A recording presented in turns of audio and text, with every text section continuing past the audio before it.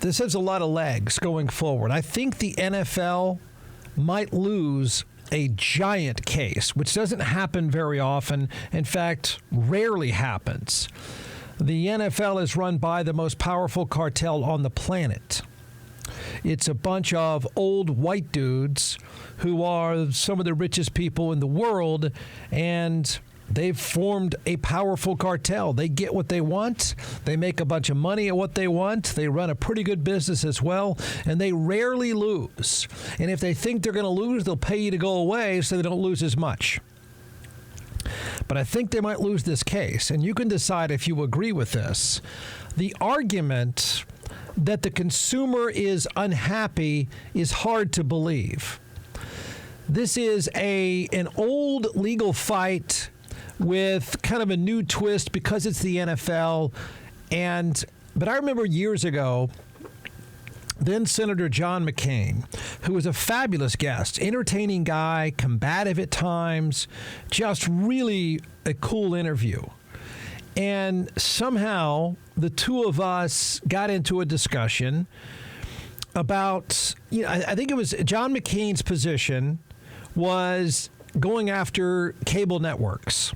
Not cable networks, the content, but cable networks, how you'd have to buy, how these things would be packaged, and you couldn't buy them a la carte. This has nothing to do with sports. And I think he was mostly right about that. Now, of course, cable as we know it has changed dramatically and dying off pretty quickly, so it didn't really matter. But this is kind of the same thing. So you have to ask yourself, is the consumer unhappy, not just with the price of stuff in media, right? I mean, you look at any single month, you have what? 3 or 4 different streaming services probably. The NFL's in a giant, and I mean a giant fight, close to $21 billion over these pricing strategies. So follow this. It was an interesting story in the Wall Street Journal today. I know it makes your face hurt, but I think everybody can relate to this who buys streaming packages. Of the top 100 shows on broadcast last year, the NFL was 98 of them or 95 of them, something like that. I don't even know what else it would be, to be honest. Maybe the Academy Awards. I don't know. But the NFL had all but 3 to 5 of the shows were NFL games. That's important because it's part of the NFL's argument here. The NFL says, look, we offer the customer the best options in media. But a $21 billion lawsuit, $2,500 paid out to each subscriber, is saying that's not true at all. This is bogus. Now, again, I'm going to go back to something. I kind of agree with the consumer argument. I'm a big advocate for consumers. This is why I have a problem with the way people vote. And that is that the power, we should always do everything possible to create competition because we want that power with the consumer. I know that sounds utopian, but that's what we should strive for, and government should do all it can. The legal system should do all it can to break up as many things as possible to keep competition going. I know you're going to throw examples back to me of how we don't do that. I get it. The NFL by itself is a cartel, legally defined as a cartel. I don't mean that in a violent kind of way. I mean that in a business kind of way. So I think breaking it up, I think going after it is not an unhealthy thing. The payout would be $21 billion. That hurts even the NFL. So here's the deal. The NFL says, oh, wait a minute here. Look, everybody likes what we're doing. Back off. What's the problem here? There's no one really complaining. Well, except a few consumers who are complaining. Not only is this case a giant deal for the NFL, it's a big deal for the media space and streaming prices in general. The basic argument is this. The consumer, you shouldn't have to pay for things that are bundled, right? You should just be able to buy everything a la carte, including NFL games.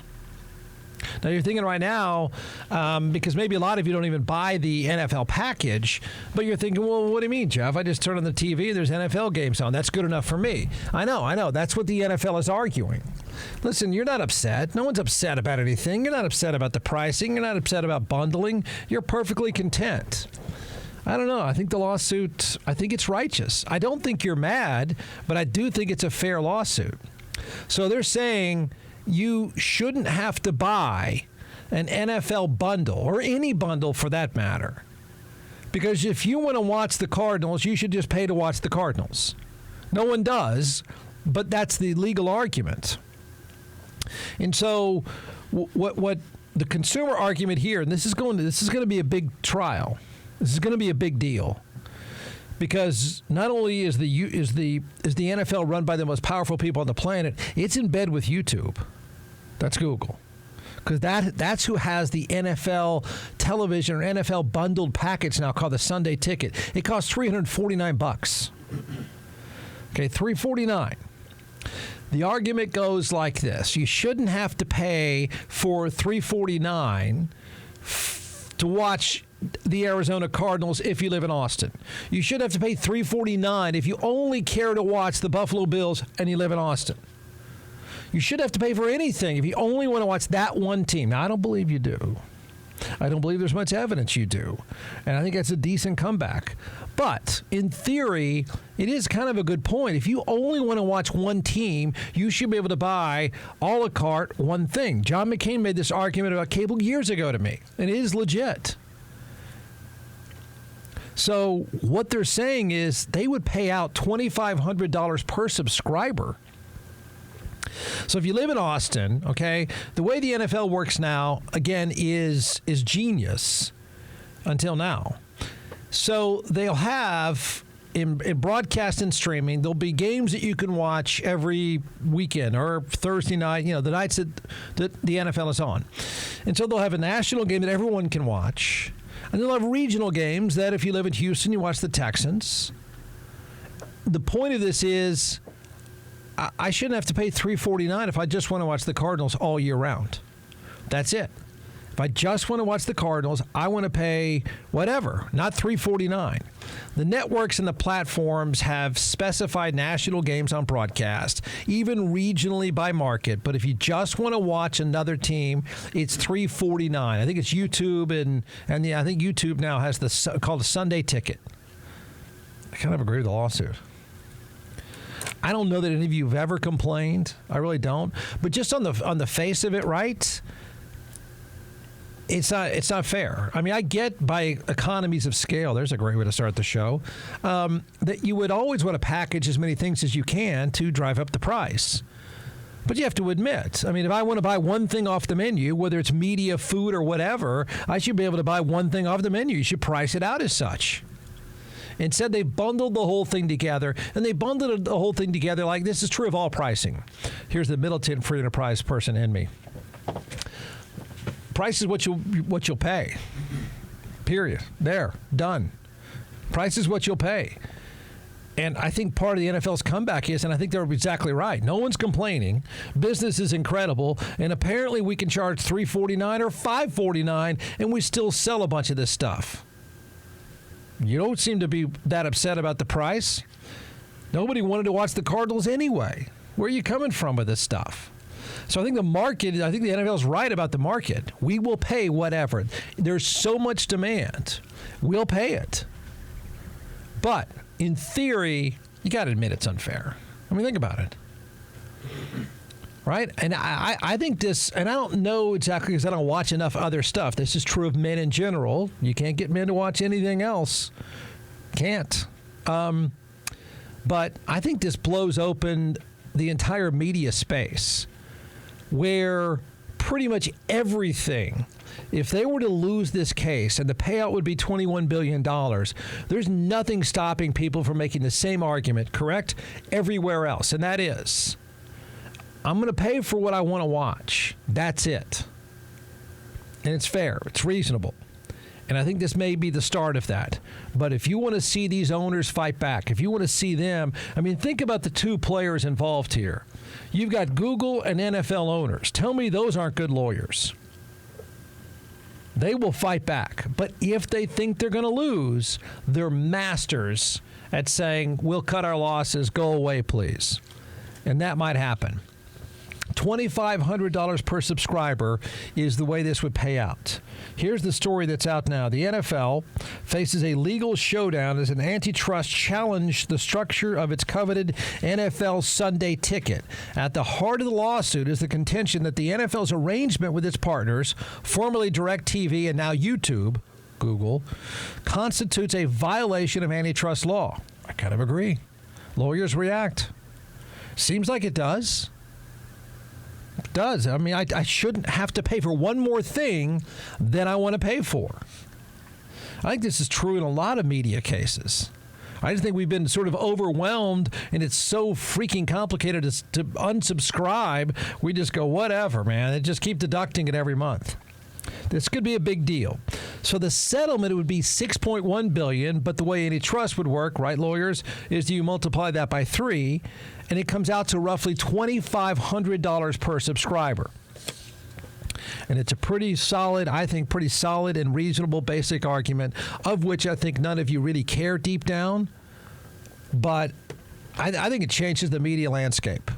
If they were to lose this changes, I think it has to change pricing in all media that we buy. I don't know what it does to our habits. I don't know if it changes our habits at all. You can answer that. I don't know. But I do think this is a fair way to come at any industry with pricing. It's not fair to lump it in. And their answer back is, none of you complained before. None of you ever said you wanted to watch the Cardinals until this past year. None of you ever wanted to say the same thing about the Texans. You don't give a flip about any of these other teams. Yeah, well, if I did, the Cardinals should be priced at X. What's funny is, as old as he is and seemingly out of touch as he is, years ago, Jerry Jones argued this exact thing. There was a debate. Think about this, business terms. There was a debate, an internal debate with the NFL not that long ago where they were debating on going to a pay-per-view model. So they go to broadcast model. Broadcast model is pretty simple. You're a content provider. The networks, platforms will buy the rights to the content. They'll pay you X amount. Their calculus is that I need to go sell the advertising to make it back. That's the free broadcast model of distributing content. Jones, and I think there was only 2 other people that went along with him. This was years ago. Said, you know what? Wait a second. Now, why would we do that? There's so much demand for the Cowboys. Why wouldn't I just charge a premium price? And if you want to watch the Cowboys, every game should be pay-per-view. If you don't want to watch the Cowboys, go watch somebody else pay-per-view. That was his idea years ago. What's funny is this whole thing is circled back. And that's why it might be where it ends up. In the end, that might be where it ends up. And you could ask yourself, is that where it should end up? Whatever it is you want to watch, whether it's a football game and it involves the Cardinals, the Cowboys, Texans, doesn't matter. The days of scrolling could be over. In other words, you find what you want, you buy what you want. Would this apply to every other streaming package that you buy? Would this apply to every other form of media which you're paying for?